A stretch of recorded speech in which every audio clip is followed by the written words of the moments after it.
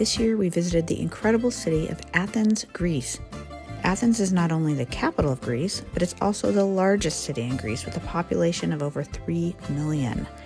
Athens is considered the cradle of civilization as one of the world's oldest cities. Its ancient history goes back for over 3,000 years. It is absolutely fascinating. In this video, I'm going to give you a walking tour of the city and share with you 10 tips that you should know when traveling to this area. In true Swifty Travels fashion, let's talk about the restrooms in Greece as we start our morning at the first Olympic Stadium.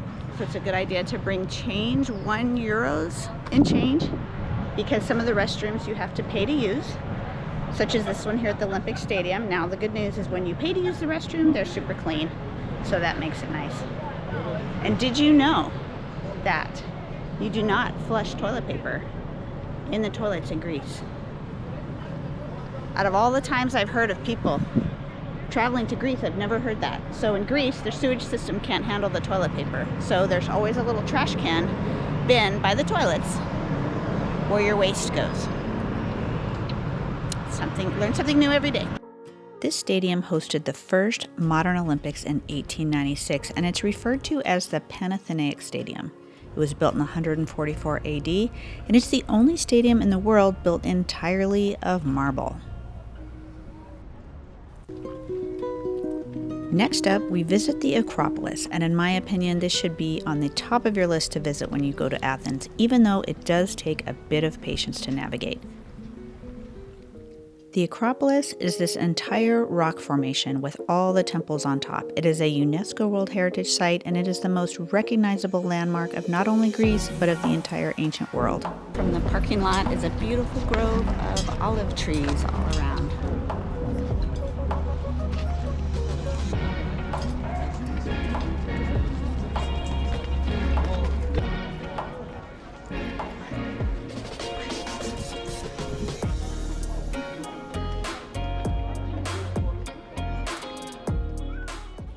This over here is Odeon of Herodes Atticus. Please forgive my pronunciation, but it was built in the year 161.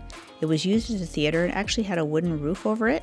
It was later destroyed and left in ruins in the year 267, and then it was renovated in the 1950s, and it's actually used today as a concert venue. It hosts the Athens Festival, which runs from May through October every year.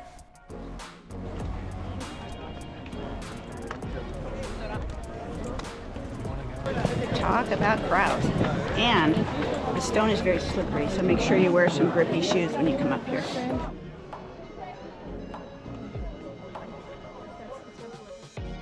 As you walk up to the top, take a moment to look back and admire the views of the city. I had no idea how big Athens was.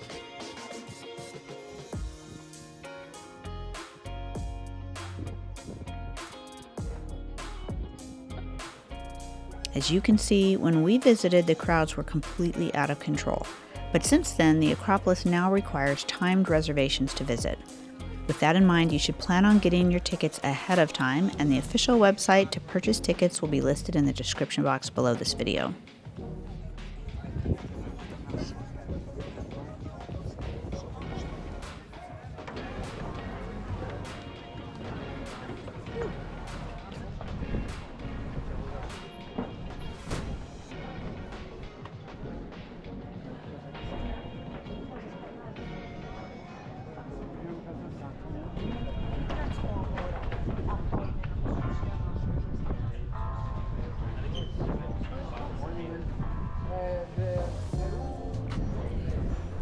This entire complex of temples was constructed 2,400 years ago. The Parthenon is the largest and most famous structure on top of the Acropolis. This temple is 2,300 square feet. It's made of pure marble, and it's constructed of 13,000 individual stones that are laid on top of one another with no mortar. The structure is actually an optical illusion. The columns are slightly tapered to give the temple a perfect symmetrical appearance, but it actually contains no straight lines and no right angles. They actually highlight that on the columns of the Parthenon, the center of the columns is actually slightly wider than the edges. It's a fascinating feature of this Greek architecture.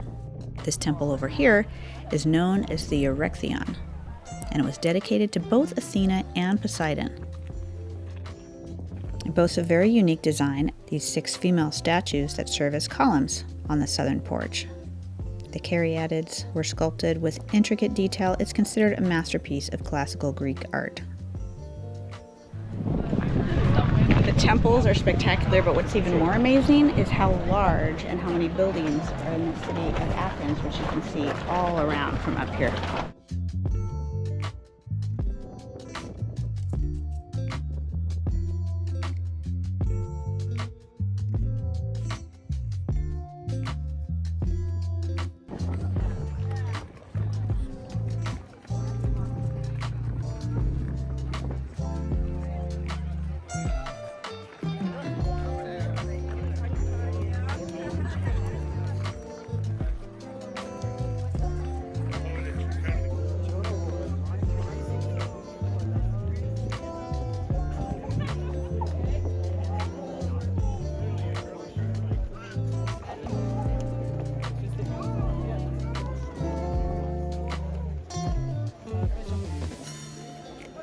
With the crowds, that was an adventure. We came down. Again, you have to really watch your step because the rocks are really slippery. We're going to stop for a snack. Places to eat and places to use the restroom all around here. And we'll show you more today, later today. The next tip is regarding the Acropolis Museum. You absolutely do not want to miss this museum. It was open to the public in 2009. It was built to house all the artifacts that have been found on the rock and the surrounding slopes of the Acropolis. Look at that bougainvillea. Goodness gracious. That is so pretty. It was also built on top of ancient ruins from Roman and early Byzantine Athens.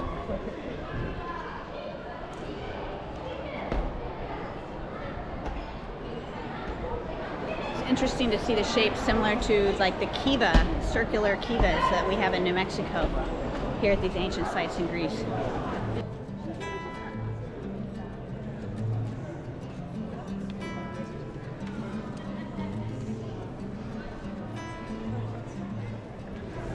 Here in the museum are all the things that have been excavated from the Acropolis site that you can see up close, and they've been preserved.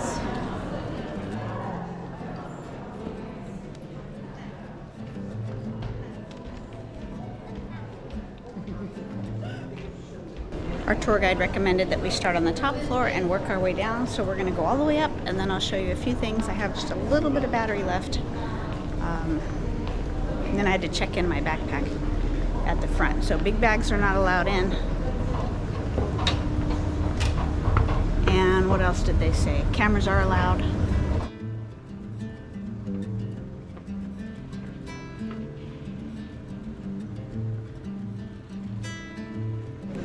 Come up to the top floor. Around the perimeter is a glass wall with an incredible view of the Acropolis.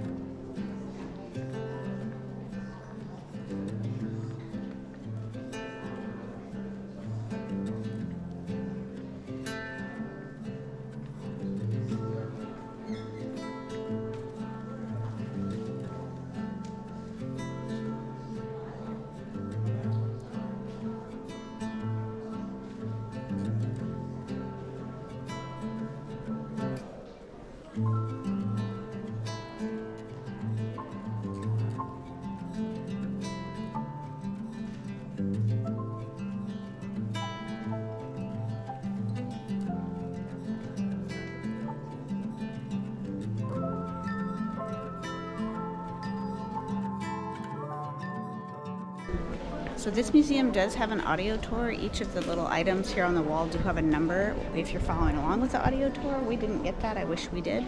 So you may want to ask for that as well.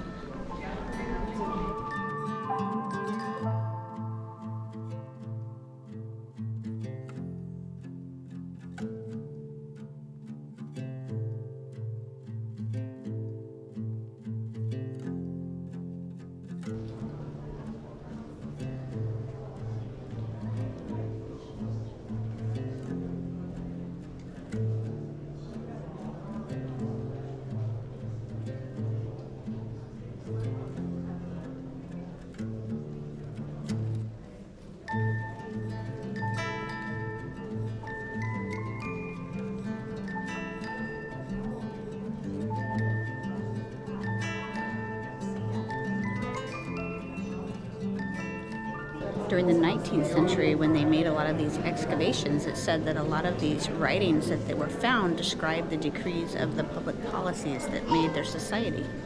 So they were able to understand a little more about how they operated.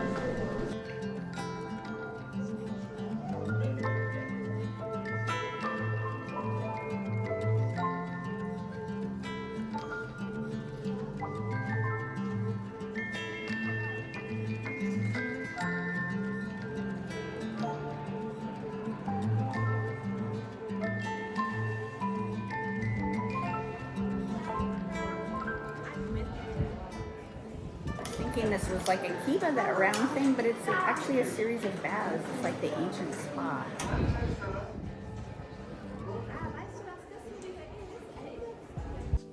After visiting the Acropolis and the museum, we spent the afternoon walking the streets of Athens, and my next tip is about the Plaka district.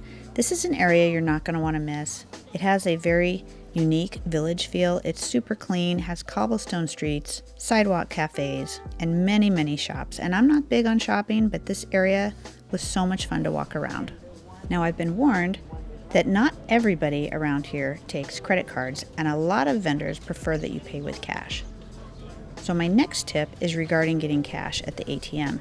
Now, most of the ATMs that we experienced, actually both in Greece and in Italy, play a little trick with you. So when you put your money in the ATM, it's going to ask you if you want to do the conversion according to their bank's fee rules.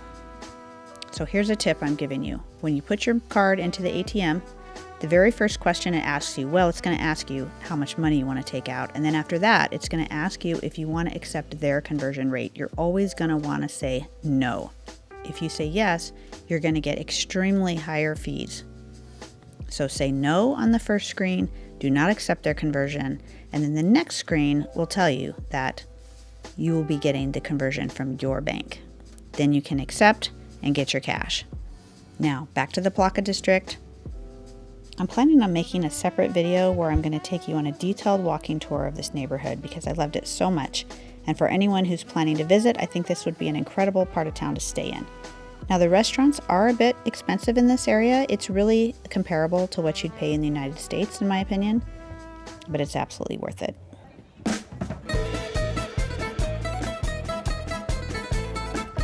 Now, right here, we pass Hadrian's Library as we approach Monasteraki Square. With its definable feature, this Ottoman mosque. This is the name of it. I'm not going to try to pronounce it. This mosque was built in 1759. The square is bustling with activity day and night.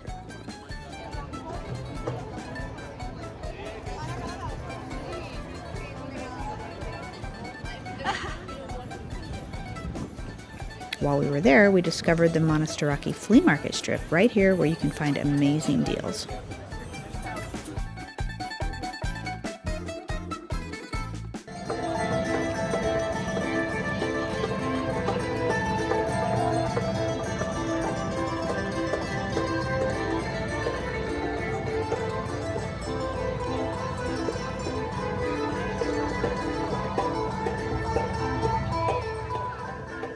The next tip was given to us from a local, and I highly recommend it, and that is to visit one of the many rooftop bars. There are several rooftop bars around Monasteraki Square.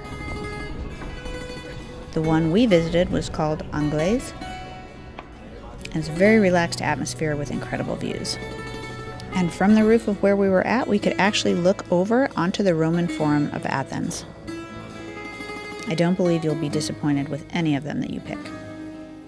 Now here's one other bonus tip for you. If you have anyone in your party that is a big fan of Disney and particularly Alice in Wonderland, you're going to have to Google this particular place. Now we happened to stumble upon it. It is this entire block that has an Alice in Wonderland themed cafe. It's called Little Kook. It was the coolest thing I'd ever seen.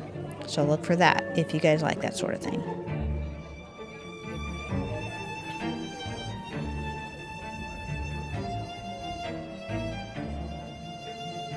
Thanks so much for watching. I'm going to give a more detailed tour of the Plaka district on an upcoming video. Thanks so much for watching this tour of Athens. I hope these tips will help you in your travels. See you next time.